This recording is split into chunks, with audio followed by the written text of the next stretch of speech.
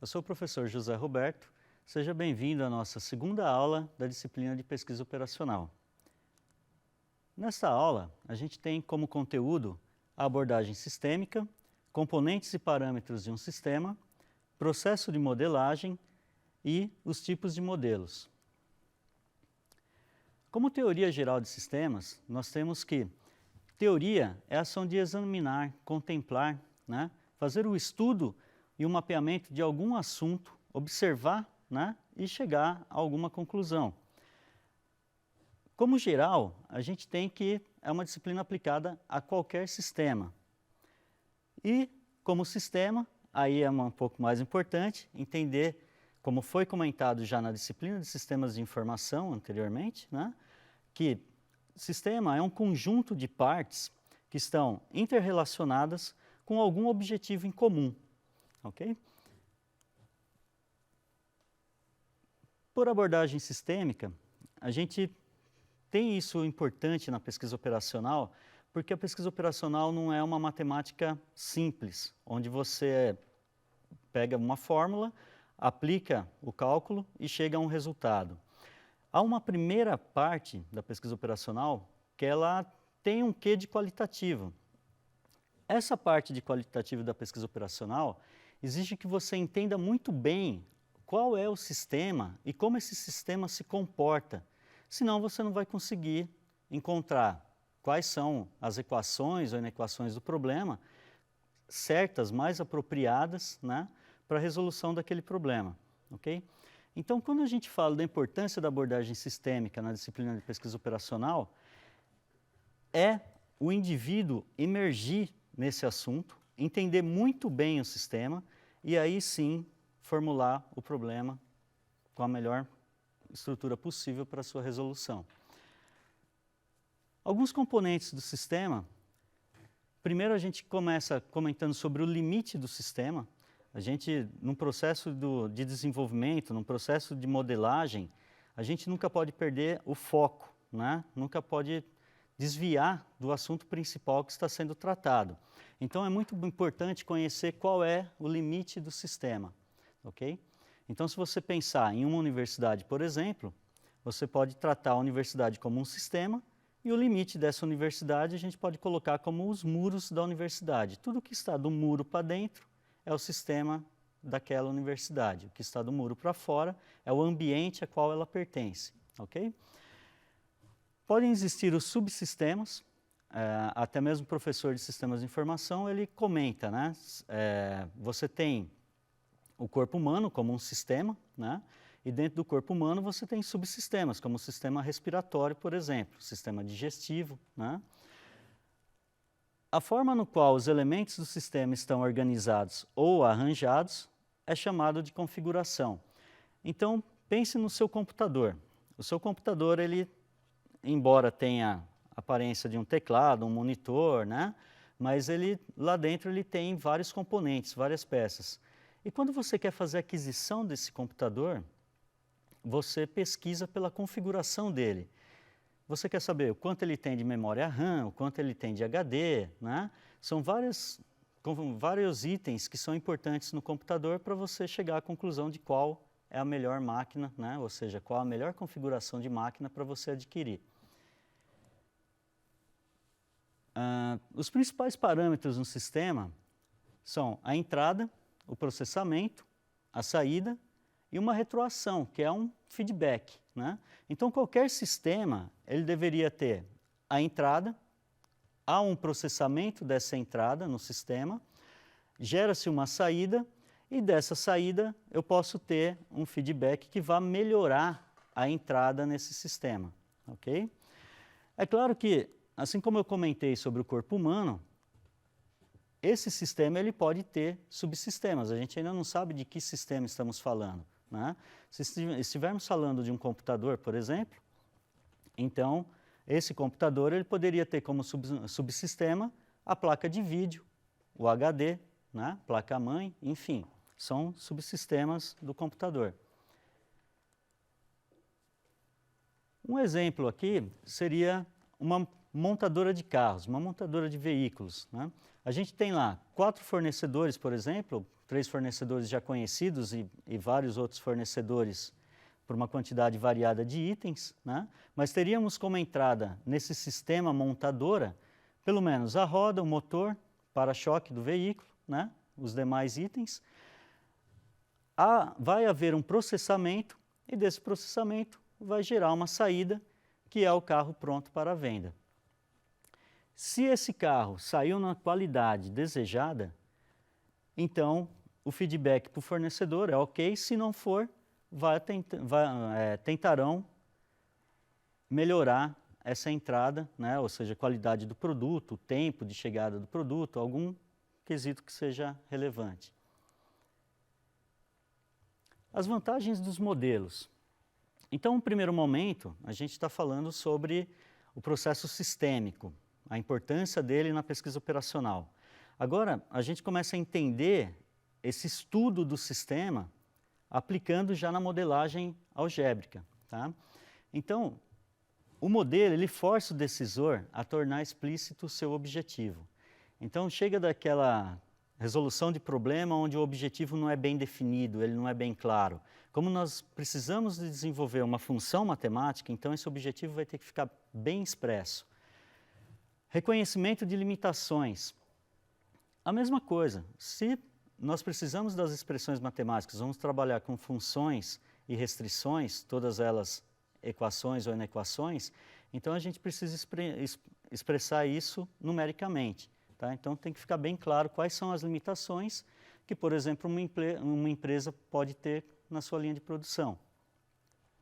Identificar as relações possíveis entre os elementos, clareza dos relacionamentos entre as decisões, possibilidade de compreender relações complexas e a análise de vários cenários. Essa análise de vários cenários, ela vai ser bastante útil numa outra disciplina, que é a de simulação de sistemas, onde você pode simular vários cenários possíveis, por exemplo, de um sistema de tráfego numa cidade, né? Então, você pode considerar N eventos diferentes que podem ocorrer nessa cidade. Cada um desses eventos pode ser um cenário diferente. Então, dá para você fazer várias análises e chegar à conclusão de qual seria a melhor aplicação do problema. O grande problema, quando você olha para o mundo real e tenta trazer esse mundo real para uma forma computacional, né, ou no papel, é você então olhar para o mundo como ele funciona, né, e tentar colocar isso numa forma como um fluxograma, por exemplo, né? Então, normalmente o que a gente acaba fazendo é, temos um mundo real bastante amplo, e o problema a ser considerado, ele é uma abstração do mundo real. Nem todos os elementos do mundo real vão ser considerados nesse momento, né? Vão ser olhados, identificados quais são os elementos mais importantes, e esses elementos mais importantes é que nós vamos utilizar para formular o modelo. Então, por isso, processo sistêmico. A gente precisa conhecer muito bem o sistema para conseguir identificar quais são os elementos que a gente vai considerar para o modelo matemático. Okay? Bom, então, aqui são as fases de estudo aplicando pesquisa operacional. Nós temos lá formulação do problema, com a primeira parte, né? Depois de conhecido o sistema, identificados os elementos. Vamos obter o modelo, fazer uma escolha do método de obtenção da solução. Nós vamos ver que existem várias estratégias, diferentes algoritmos, né? Então, não é só questão de desenvolver o modelo matemático, o modelo algébrico, mas sim também escolher qual vai ser a técnica a ser utilizada para resolver esse problema. Obtenção dos dados, resultados e implementação da solução, né? A experiência das pessoas envolvidas, se for numa empresa, a experiência dos funcionários vai ajudar no teste do modelo e da sua solução. Dificilmente a pesquisa operacional ela é aplicada com uma visita do profissional de pesquisa operacional a uma empresa e tão logo um modelo já vai nascer. São necessárias normalmente várias visitas, o entendimento do sistema é demorado, né? E o modelo ele tem que ser desenvolvido e testado. Isso leva um certo tempo, vai depender, claro, da complexidade do problema e da facilidade que esse profissional de pesquisa operacional vai encontrar na empresa onde vai ser feito o estudo. Alguns tipos de modelos simbólicos. Por modelo simbólico, um pouquinho mais simples para a gente entender, né? Os fluxogramas são modelos simbólicos, só que há um certo problema com eles, né, são estáticos, né? Então você coloca a informação, como eu mostrei no slide anterior, você tem uma sequência de eventos, aquele é um modelo simbólico, é um fluxograma. Os modelos analíticos são os modelos que nós estamos estudando nessa disciplina. Então, lá nos modelos analíticos, a gente pode utilizar otimização linear, que é essa primeira parte da disciplina, otimização não linear ou otimização estocástica. Na otimização linear, a gente ainda pode dividir ela em discreta, contínua, multiobjetivo, sob incerteza e teoria dos jogos. Todos esses a gente vai ver ainda nessa disciplina. E na disciplina de simulação, cadeias de Markov, teoria das filas, eventos discretos, simulação contínua e simulação dinâmica. Então, o assunto de pesquisa operacional, ele não é uma disciplina de gestão exatamente, ela não é uma disciplina puramente matemática, então ela acaba tendo um pé nas duas coisas. A gestão, porque é um processo decisório, existe uma tomada de decisão, e a matemática, porque a pesquisa operacional acaba se apoiando na matemática para conseguir resolver os problemas. Então, os modelos aqui, a gente, pensando em determinísticos e estocásticos, os problemas determinísticos são aqueles em que você consegue, dependendo da complexidade do problema, é claro, né? Mas você consegue dizer que você encontrou a solução ótima para o problema. Tá? Por que isso é possível? Os dados de entrada, ou seja, realmente o problema que você tem em mãos, ele é bem conhecido, né? Então, todos os dados que você tem sobre o problema, eles são conhecidos. Isso facilita, porque você já sabe exatamente, no caso de uma empresa de manufatura, você sabe exatamente o quanto essa empresa tem de matéria-prima disponível, de mão de obra, de maquinário, né? Você sabe, por exemplo, qual é a demanda que essa empresa tem de cada um dos produtos que ela produz. Então, tudo é conhecido. Logo, você consegue desenvolver um modelo matemático e consegue encontrar qual é a melhor solução para o problema, sem dúvida, né? Algumas técnicas para se resolver: programação linear, não linear, inteira, redes, combinatória, entre outras. Já nos modelos estocásticos, os dados de entrada, ou eles são desconhecidos ou incertos. A incerteza, ela ocorre, por exemplo, quando você tem uma demanda que ela não é muito bem conhecida. Uma coisa é a empresa já ter a demanda conhecida, ou seja, os clientes já colocaram os seus pedidos ao longo do próximo mês, então essa demanda ela é certa, a empresa já conta com essa demanda. No modelo estocástico, essa demanda não é certa. Por exemplo, ninguém colocou pedido, ou as quantidades que os clientes colocaram é uma quantidade aproximada, que pode acontecer ou não, né, naquele número. Então, são outras técnicas aplicadas nos modelos estocásticos. Por exemplo, simulação, teoria das filas, otimização robusta, entre outras. Bom, qual a finalidade, então, de se fazer a modelagem matemática? Vamos pegar como exemplo aqui questões logísticas. Isso é bastante comum na maioria das empresas.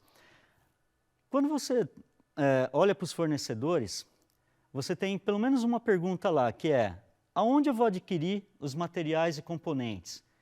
Você pode ter diversos fornecedores, cada fornecedor a um custo diferente, de repente uma qualidade diferente do produto, né, um tempo de entrega diferente, então você tem que escolher de quem você vai comprar mercadoria.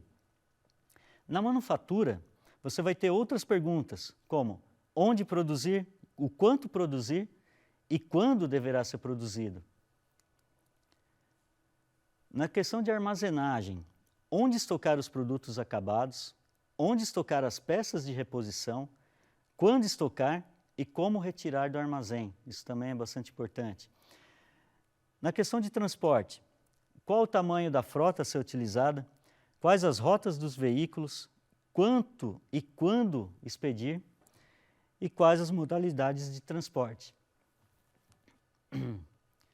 Aqui algumas referências que foram utilizadas para essa aula, o livro do Schiff Medina e do Fernando Augusto Silva Marins.